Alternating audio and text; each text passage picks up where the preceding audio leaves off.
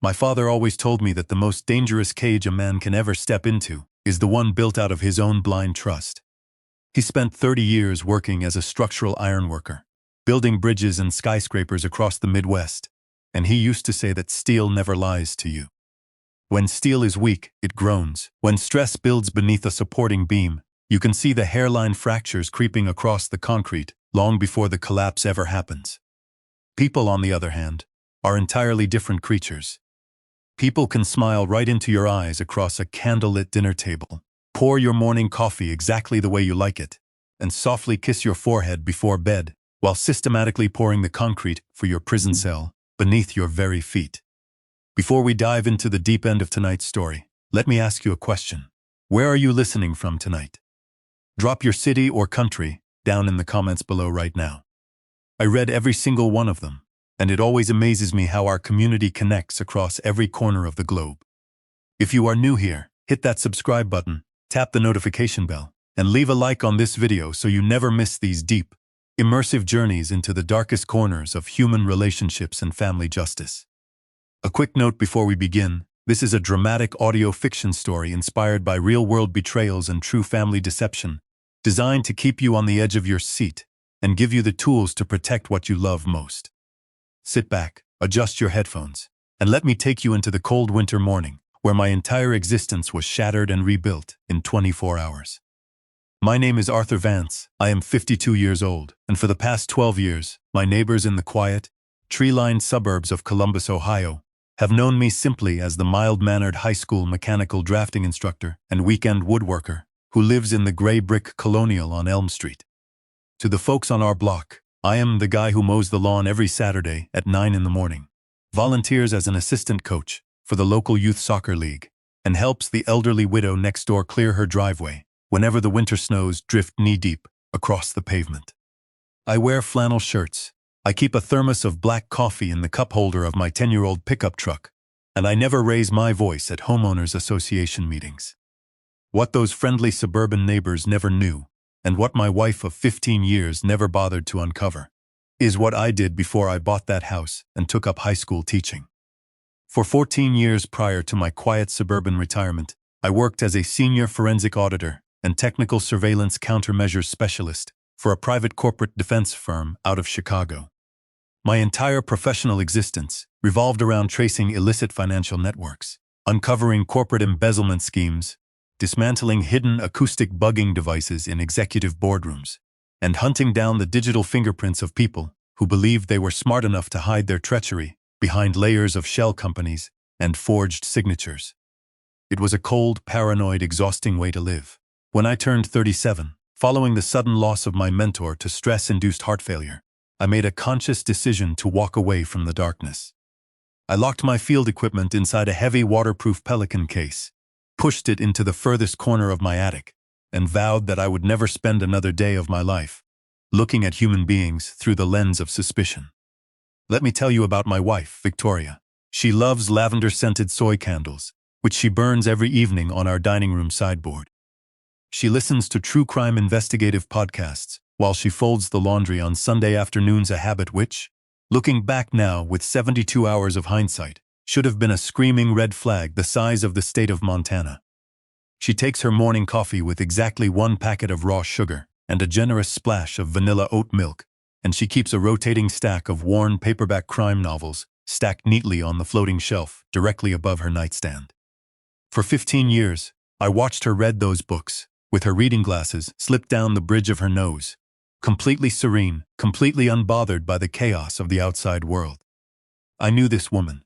I knew her breathing rhythm when she slept. I knew the exact tone of her laugh when she found something genuinely funny. Or at least, I thought I did until the second week of February arrived to strip away the illusion. It all began on a Tuesday morning during the coldest freeze Columbus had seen in a decade. Victoria was 500 miles away in Atlanta, Georgia, spending a 5-day-long weekend with her former college roommate, Donna. She had been gone for 3 days, and I was quietly enjoying what any 52-year-old husband would describe as a harmless bachelor staycation.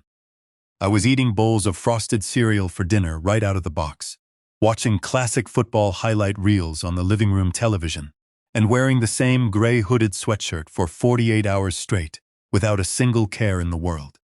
I was thriving in the quiet solitude of our warm house, while the sub-zero winds howled against the double-paned glass of our living room windows.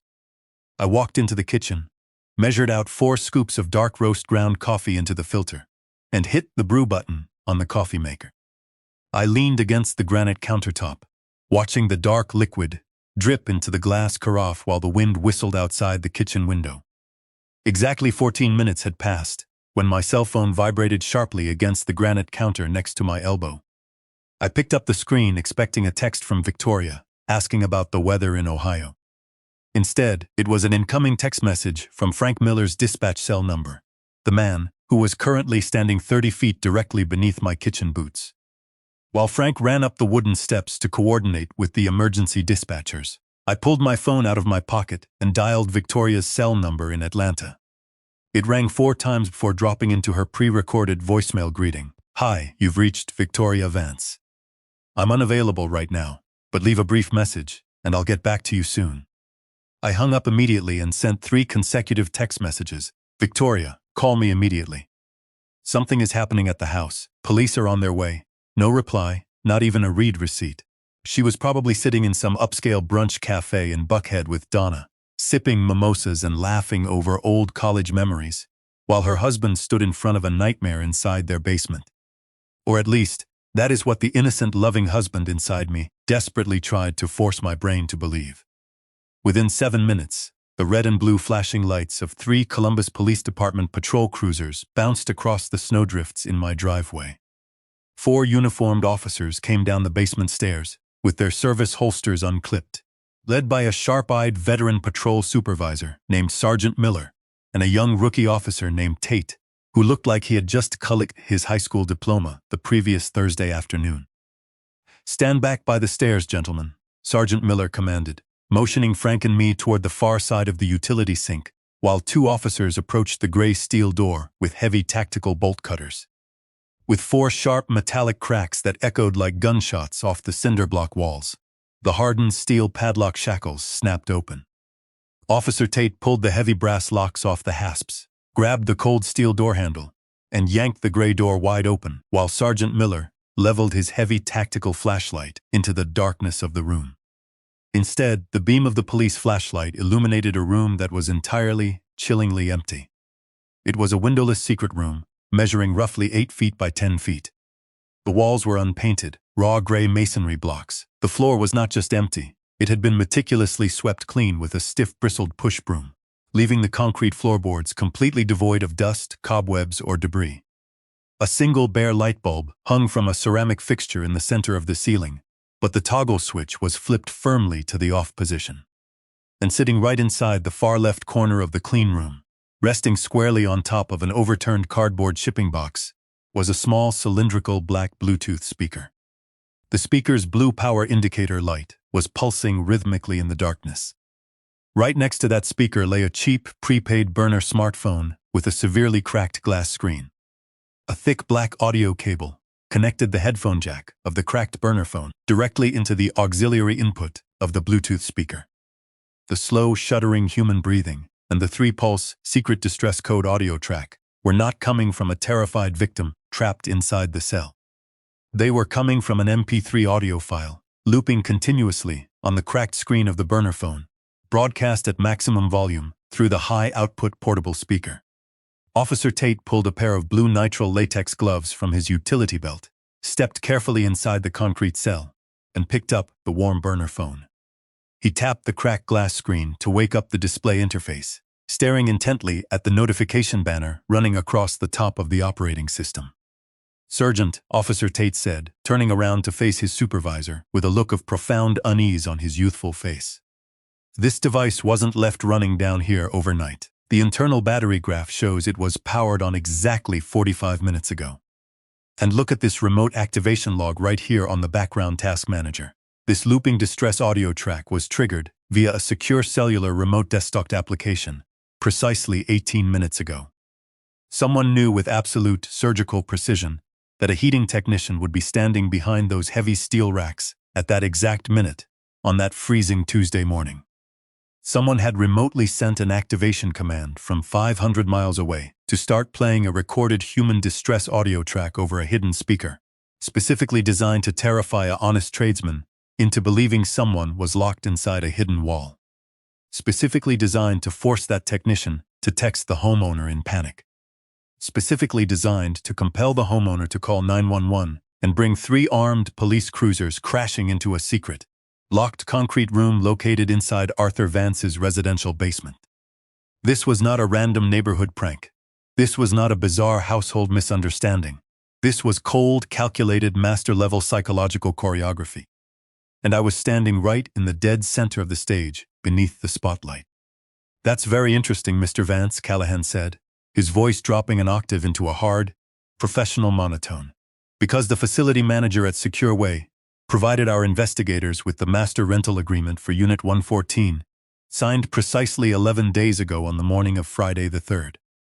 The rental agreement bears your full legal name, your exact home address on Elm Street, your primary cellular phone number, and a physical signature that matches your driver's license signature down to the loop on the capital A." I stared through the clear plastic folder at the signed lease agreement. The signature at the bottom of the page was Arthur Vance. It was my handwriting, or rather, it was such a masterful, flawless reproduction of my signature that if you had placed it next to my checkbook under a magnifying glass, even a bank teller would have cashed the check without hesitation. The unit was paid for using $1,200 in crisp, untraceable $20 bills. Callahan continued, watching every micro-expression on my face with ruthless scrutiny. "When our forensic team executed a search warrant on Unit 114 late last night, we found 12 cardboard packing boxes stacked against the wall. Inside those boxes, we discovered women's winter clothing, 2 suitcases filled with personal cosmetics, a prepaid debit card registered directly to a secondary checking account, opened under your social security number, and 3 high-resolution photographs of a woman named Angela Pruitt." I walked directly to the right side of our king-sized bed, Victoria's side. I stood in front of the floating wooden shelf, mounted above her nightstand, where she kept her prized collection of true crime literature and psychological thrillers. I reached out with steady hands and took down her favorite book, her well-worn, heavily annotated paperback copy of Truman Capote's In Cold Blood. It was the book she reached for whenever she wanted to relax after a stressful week, the book she had read at least 4 separate times during our 15 years of marriage. I held the thick paperback spine between my palms and carefully flipped open the heavy rear cover of the book. Right there, neatly tucked inside the narrow white envelope pocket that Victoria had taped inside the back binding of the novel to hold her reading bookmarks, sat a crisp 3x5-inch color photograph.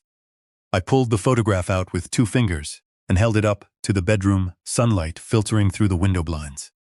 It was Angela Pruitt, and right then, as the afternoon shadows began to lengthen across our bedroom carpet, the mild-mannered high school drafting instructor who loved coaching youth soccer quietly stepped aside. And the 14-year veteran forensic investigator from Chicago stepped out of the dark. I stood up from the bed, slipped Angela Pruitt's photograph back inside the rear cover of In Cold Blood, and placed the book back on the floating shelf in the exact precise millimeter alignment where Victoria had left it 3 days ago.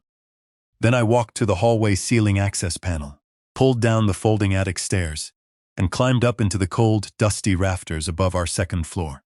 I walked to the far corner behind the fiberglass insulation rolls, dragged out my heavy, dust-covered Pelican 1650 waterproof field case, and popped the steel pressure release latches. The foam interior smelled of ozone, gun oil, and high-grade electrical solder. I pulled out my secure encrypted laptop, my RF signal sweeping meter, and my high-gain digital diagnostic cables. I carried them down to my private study on the main floor, locked the door, and set to work. Pull every single monthly PDF statement going back 7 full calendar years right now. Art, Gary commanded, his tone sharp and absolute. Upload them directly to my secure encrypted Dropbox link. Do not look for large, dramatic withdrawals. A woman who builds a physical trap behind a basement wall doesn't steal $50,000 in one lump sum that triggers a federal suspicious activity report. Look for the microbleed. Over 84 months, those patient, invisible microtransactions added up to exactly $78,460. $78,000 siphoned out of my hard-earned teaching salary and our joint savings with such agonizing, methodical stealth that I had never heard a single drop hit the floor. And when I ran the corporate registration records for that mysterious third-party payment merchant account through my intelligence database, the truth revealed its ugly face. The account was linked directly to an LLC registered in Delaware, managed by a high-society corporate real estate attorney from Cincinnati named Julian Vance Sterling, Victoria's secret fiancé, her high-powered legal co-conspirator, and the wealthy entitled lover with whom she had already replaced me in her grand blueprint for the future. I closed my eyes, picturing our master bedroom on that specific Thursday night. Was resting directly on the wooden nightstand on my side of the bed. I always plug my cell phone into the charging dock, right at 10 o'clock every night, before I turn off the lamp. And what was your routine on Friday morning? When Victoria drove home from the Columbus airport on Thursday afternoon following her 5-day trip to Atlanta, I was waiting for her inside the kitchen, wearing my familiar gray hooded sweatshirt, holding a steaming mug of dark roast coffee. "Oh, Artie, my poor, sweet Artie," Victoria cried, her voice trembling with the exact vibration of a terrified wife whose world had just been turned upside down. "Detective Callahan called me while I was boarding my flight. He told me about the police search in the basement and that horrible storage unit on Mercer Road. What is happening to us, Artie? Who would do something so monstrous to you?" When I sat at Dennis's rustic kitchen table on Sunday morning over a plate of leftover cornbread and strong black percolator coffee, I laid out my complete investigative dossier across the oak planks: the $78,000 micro-siphoning ledger, the SecureWay self-storage lease agreement, the digital forensic logs of the cloned cellular SIM cards, the photograph of Angela Pruitt hidden inside Victoria's copy of In Cold Blood, and the corporate registration records linking Victoria's secret merchant accounts directly to Julian Vance Sterling in Cincinnati. "It's a 12 by 14-foot enclosed porch," I explained. "Slate tile floor, 3 walls of floor-to-ceiling double-paned glass windows overlooking the backyard garden, and a wide interior brick sill running along the south wall where Victoria keeps 6 heavy ceramic pots of Boston ferns and decorative ivy. She has maintained those exact same ceramic plant pots in that exact same arrangement on that windowsill for 15 years without moving them an inch."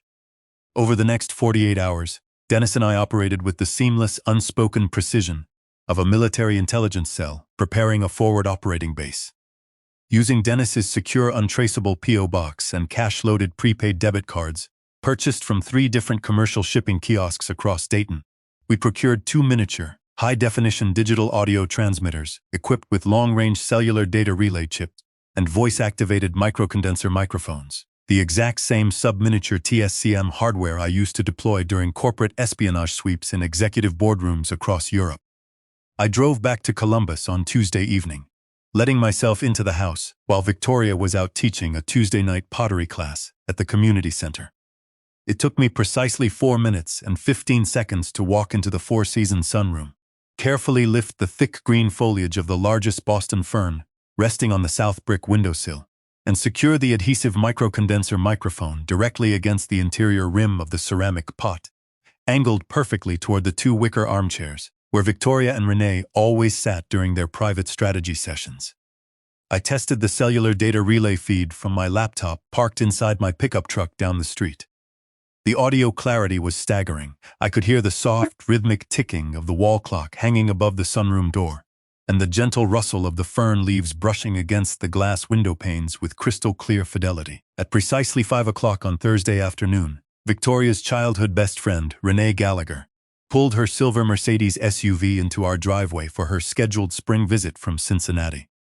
I greeted Renee warmly at the front door, carried her overnight bag up to the guest bedroom on the 2nd floor, and then told Victoria that since the 2 of them hadn't caught up in weeks, I was going to head over to Gary Howell's house across town to watch the Thursday night basketball game and let them enjoy a quiet girls' evening at home without me underfoot. The warm, bubbly, affectionate tone that Victoria used whenever she spoke to me, the sweet, gentle voice of the lavender candle-loving suburban wife drained completely out of her throat. It vanished like water draining from a broken glass tank, replaced instantly by the cold, clipped, calculating baritone of an executive directing a corporate hostile takeover. "Oh, please, Renee," Victoria scoffed, the sheer, unadulterated contempt vibrating in every single syllable of her voice. Artie hasn't looked at a single financial ledger or touched a piece of diagnostic surveillance hardware in 14 years. The man is completely domesticated. He is just good old boring Artie, the guy who gets excited when he finds a new brand of wood glue at the hardware store on Saturday mornings. Roy Callahan and the Columbus Homicide Squad have been grilling him for 3 weeks straight, and Artie is just sitting there making me oat milk coffee and apologizing for causing stress in the household. He can't see 3 inches past his own nose. He never could. He becomes the permanent answer to a question the Columbus Police Department has already spent $30,000 trying to solve. Victoria said simply, her tone completely devoid of human empathy. They have his verified signature on the self-storage lease. They have his fingerprints on the padlock receipts from the campus hardware store. They have the secret distress code audio track, originating directly from inside his own residential basement behind his custom shelving racks. Once Callahan files the capital kidnapping indictment next Friday, Artie will be remanded to the federal detention center without bail pending trial. The moment he is locked inside that county cell, I execute our joint survivorship power of attorney, list the Elm Street house for $850,000 cash, transfer his $43,000 teacher retirement annuity into our Cayman corporate escrow ledger, and board a first-class flight to Scottsdale to meet Julian for our wedding. I sat across from Carl Upton at his cluttered metal desk at 10 o'clock on Thursday night, placed my laptop between our coffee cups, and played the exact 42-minute sunroom recording of Victoria, detailing her 60-day Scottsdale disappearance plan for Angela Pruitt. I know exactly how tight the noose is, Carl, I replied, placing a navy blue heavy-duty expansion binder onto his desk next to the laptop. Inside the binder was $10,000 in crisp $100 bills, drawn directly from my private personal emergency fund that Victoria didn't know existed. And that is precisely why I need you on a direct flight out to Phoenix, Arizona, before the sun comes up tomorrow morning. I'll sweep every resort check-in desk along Camelback by noon tomorrow, Carl said, grabbing his heavy tweed coat from the coat rack behind his desk. What do you want me to do when I locate her sitting by the pool? The first file was a 48-minute 4K video recording showing Angela Pruitt sitting across a wooden table inside a Scottsdale legal deposition room. Her face was pale, her dark eyes were red and swollen from hours of crying, and her hands trembled uncontrollably as she looked right into Carl Upton's camera lens. Over the course of 48 minutes, she confessed to every single detail of Victoria and Julian Vance Sterling's conspiracy, with devastating, microscopic clarity. She explained how Victoria had approached her 6 months ago at the dental clinic where she worked, how Julian had drafted the fraudulent self-storage lease agreements, and instructed her on how to purchase the prepaid burner smartphones, how Victoria had personally driven her to the Dayton Executive Aviation Terminal 12 days ago and handed her $25,000 in crisp $100 bills wrapped inside a manila envelope, and exactly how Victoria had instructed her to keep her cell phone turned off and stay hidden at the Camelback Resort until Julian sent word that Arthur Vance had been safely locked away inside the county jail. The second file in Carl's package was a high-resolution PDF document containing Angela Pruitt's 30-page sworn affidavit, bearing the official ink seal and signature of a licensed Arizona notary public, alongside the personal signature and badge number of 2 retired Phoenix police detectives, whom Carl had hired to act as independent legal witnesses to the confession. On Friday evening, 5 days before Detective Roy Callahan was scheduled to present his fabricated kidnapping case to the Franklin County Grand Jury, I sat at our kitchen dining table working on my laptop while the snow drifted gently against the kitchen windows outside. First, the exact 42-minute audio file recorded via the microtransmitter hidden inside her Boston Fern. During her conversation with Renee Gallagher, 6 days ago, specifically cued to open right at the precise 14-second mark where Victoria laughed out loud and declared, "Artie will spend the next 25 years teaching drafting to inmates at the correctional facility in Chillicothe." She stood completely motionless in that doorway for 2 agonizing, silent minutes, looking across the bedroom mattress at me, while I calmly turned the page of my book without raising my head. She tried to open her mouth twice to speak, but her vocal cords were completely locked in rigid paralysis. She was utterly, profoundly speechless. Victoria didn't answer me. She simply backed away from the bedroom doorway with trembling knees, turned down the darkened hallway, and spent the entire rest of that Friday night locked inside the downstairs guest bathroom, with the water running in the sink, so I couldn't hear the sound of her hyperventilating against the porcelain tiles. I walked directly into Detective Roy Callahan's glass-walled cubicle without knocking and placed the heavy navy blue binder squarely on top of his desk, right next to his morning coffee mug. "I don't need legal counsel today, Roy," I said calmly, sitting down across from him in the metal folding chair and unclasping the heavy metal rings of the binder. "Because I am not here to answer questions about a missing persons investigation. I am here to report a multi-jurisdictional federal wire fraud, identity theft, and interstate kidnapping conspiracy orchestrated directly against this department by two individuals who have spent the past 3 weeks using your homicide squad as their personal assassination tool."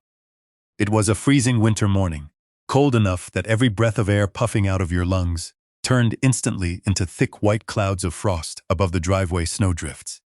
I was standing inside the kitchen doorway, holding my ceramic coffee mug, when 4 unmarked black police utility vehicles and 2 Columbus Police Department black and white patrol cruisers came roaring around the corner of Elm Street with their emergency strobe lights flashing across the snow. Columbus Police Major Crimes. Federal Warrant Task Force. Stand where you are right now and show me your hands. Callahan's voice thundered across the first-floor hallway as 10 officers flooded into the living room with their weapons drawn. Right at that exact second, the heavy tires of a silver BMW luxury sedan squealed to a halt directly behind the police cruisers in my driveway. The driver's door flew open, and out stepped Julian Vance Sterling, Victoria's secret fiancé, her high-powered corporate real estate attorney from Cincinnati, and the master architect of the third-party payment processing shell companies. Julian was wearing a tailored 3-piece charcoal wool suit, an expensive camel hair overcoat, and an expression of supreme, arrogant entitlement on his clean-shaven face. "What in the hell is going on here?" Julian barked, pushing his chest out as he tried to barge past Officer Tate on the front porch steps. "I am Julian Vance Sterling, senior partner at Sterling & Associates in Cincinnati. I represent Mrs. Victoria Vance as her legal counsel of record. Get your hands off my client immediately, or I will have every single one of your badges stripped by the federal district court judge before 5 o'clock tonight. Out of my way, you rookie mall cop." Julian snarled, his arrogant temper exploding completely as he lunged forward, shoving Officer Tate right across the chest with both of his gloved palms, while trying to force his way into my hallway.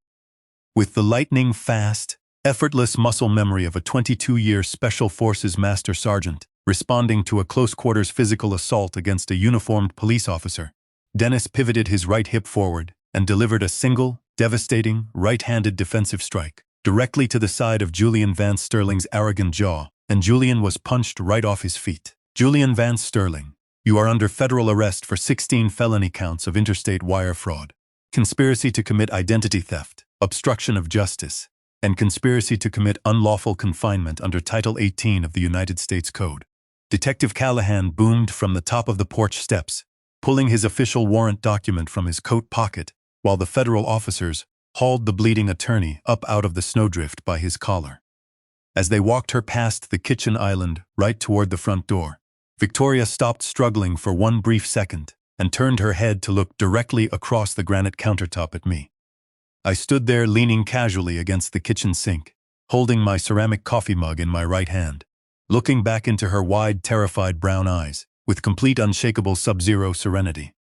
For the first time in 18 years of knowing me, Victoria Ann Vance could not read my face. She looked into my eyes and she couldn't find the soft, accommodating, easygoing high school drafting instructor she had manipulated for 15 years. She couldn't find the predictable suburban husband who apologized whenever she complained about the budget. She couldn't locate the man whose signature she had spent over a decade practicing how to forge on self-storage lease agreements and banking withdrawal slips. Instead, staring right back at her over the rim of that coffee mug, she saw the 14-year veteran forensic auditor from Chicago. She saw the TSCM surveillance hunter who knew how to plant high-gain audio bugs inside Boston ferns. She saw the man who had systematically tracked her ghost across 2,000 miles of desert to a spa resort in Scottsdale, Arizona, without ever raising his voice above a conversational whisper. Her jaw trembled helplessly against her chest. She opened her mouth to say something, perhaps to beg for mercy, perhaps to curse my name across the snow, but her voice broke completely inside her throat. She looked right at me, completely and utterly speechless, realizing with crushing, absolute finality that she was staring at a total stranger whom she had deeply and fatally underestimated every single day of her adult life. I took a slow sip of my black coffee and gave her one single, measured, respectful nod of my head as the marshals guided her out onto the freezing front porch steps. Because right there, in the bitter morning frost of Elm Street, while the sirens wailed across the neighborhood, lay the fundamental, fatal miscalculation at the very center of Victoria Vance's architectural masterpiece. She had spent 15 years observing where I went, what clothes I wore, how I charged my cell phone on my nightstand, and exactly how I signed my name at the bottom of a checkbook. She knew my daily schedule with the surgical precision of a master watchmaker. She spent 15 years of our marriage patiently pouring the foundation and erecting the steel bars for my prison cell inside that dark basement. I built hers in exactly 19 days, using her own blueprint, her own greed, and her own arrogant certainty against her. And while she spends the next 25 years sitting inside the Federal Correctional Institution in Alderson, West Virginia, staring out through the chain-link fence at the West Virginia mountains every single morning at 7 o'clock, she will finally have all the quiet time in the world to understand the one truth my father taught me when I was just a boy. Steel never lies to you. But when you build a cage to trap a man who knows how to read the blueprint, don't be surprised when the heavy iron door swings shut and locks you inside the dark forever. If this story kept your heart pounding and reminded you why you must always pay attention to the foundation beneath your feet, do me one final favor right now. Smash that like button on this video, subscribe to our channel if you haven't already, and share this story with a friend who loves deep, authentic family drama and justice. Thank you so much for being a valued part of our incredible community. And as always, keep your eyes open, protect your peace, and I will see you on the next story.